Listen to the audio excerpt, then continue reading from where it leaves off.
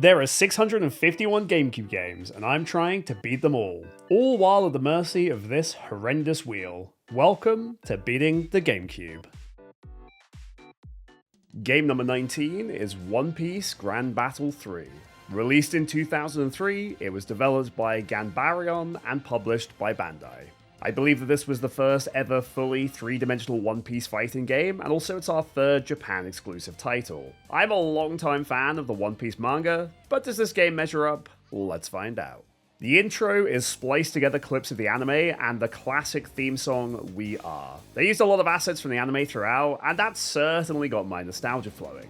In terms of game modes, we have Event Mode for the story, Grand Battle for free battling, and Grand Tour is a 16-player tournament mode. Since I just need to beat, not complete each game, my win condition is finishing Event Mode one time for the credits.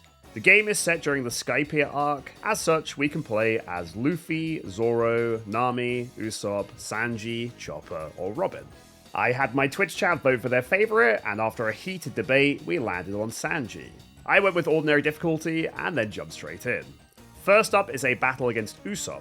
We just need to beat a selection of 5 random opponents to finish event mode, with each fight beginning with a bit of dialogue between the characters.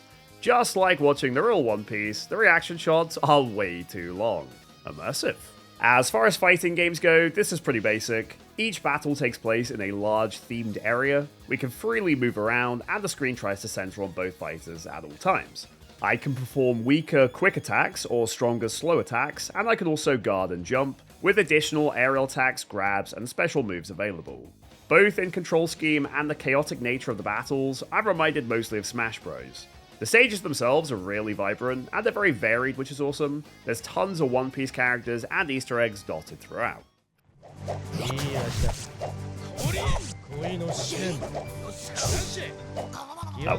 He just fell off and died. For fight 2, I was against Chopper, and he has Ganfall as a summon assist sort of thing. This was another pretty massive stage to move around in, and there's also objects to pick up and throw.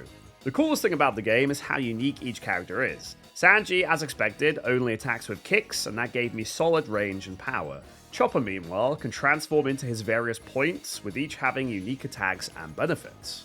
Similar to Smash Bros, there are also item containers. These contain fruit, which will increase your special attack gauge, and one random item. Here I got an attack boost, but you can also get other power-ups, and there's even things like buggy bombs. I also used my first super move. In Sanji's case, this is a counter. You get a nice little animation, and it does a meaty amount of damage.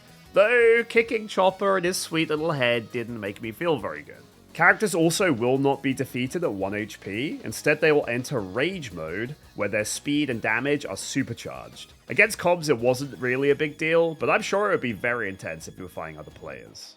Fight 3 was against Nico Robin. I was a little surprised by this one. Sanji refuses to fight women in the manga, and often games will include this as a mechanic, but maybe that just would have been too clunky. I also looked through my command list here, and I must say there is a decent combo list for each character, which is a big plus. By now I had a few basic combos that I liked, and I was able to consistently land my counter super moves. The Cobbs very rarely use their super moves, which I think is a really big shame. I'm sure fighting a human player or higher difficulty combo would be much more rewarding. I brought Robin into rage state, and I was a little bit worried here, as she does have some really strong ranged attacks, but the wind on the stage blew us both down the ravine. That damaged me and ended her rage mode. Then a simple counter super brought me my third win. Fight 4 was our first non-Straw Hat crew opponent. This was one of Enel's 4 priests, Ohm, and he could summon the other 3 as supports, though he pretty much never did. This was definitely one of the most interesting opponents. He could morph his Cloud Sword into various shapes like a hammer or spear. He could also make a Cloud Wall, and compared to most characters, his guard was virtually indestructible.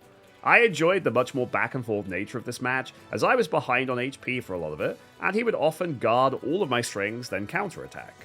Things got even more dicey when we were both almost KO'd and I put him into rage mode. He has some really strong attacks, and combined that with the super speed increase, and I figured my best bet was just to run away and stall. He even managed to put me in rage mode, which is impressive. But this meant it was a simple case of kicking him once to lock in my 4th win. And as quickly as that, I had reached the final fight. For the boss I'm up against, it was Crocodile from Alabaster.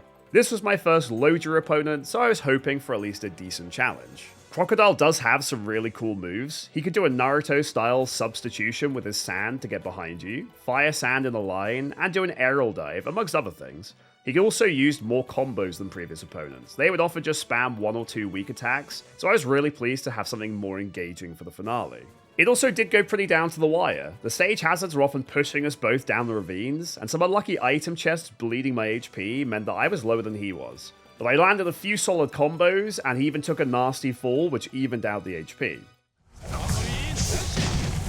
Ah, the bomb! Woohoo! Doesn't matter, I'm just gonna kick you. Yeah! Believe it or not, GG.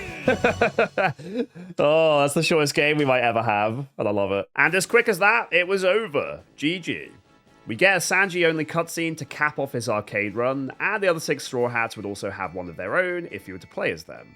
The credits are nice, we get a 3D version of a dance scene from the show, and we are plays one more time. And that concludes One Piece Grand Battle 3, your classic, overly basic One Piece fighting game. It took me only 22 minutes to beat, making it easily our fastest game to date. I gave this my first ever 1 for difficulty. This game was a doddle, and it's presumably aimed towards fighting human opponents for longevity. Enjoyment scored a 6, being super short and sweet kept this entertaining, but the lack of challenge certainly holds it back for me. If you made it to the end, then please enjoy a sneak peek at what I'll be playing next time. As per my challenge rules, I can freely select every 10th game. This time I went with Wario World. I remember really enjoying it as a kid, so I'm hoping the experience holds up. Thank you very much for watching, please consider liking and subscribing as they do help my channel grow, and I look forward to seeing you on the next one. Bye bye.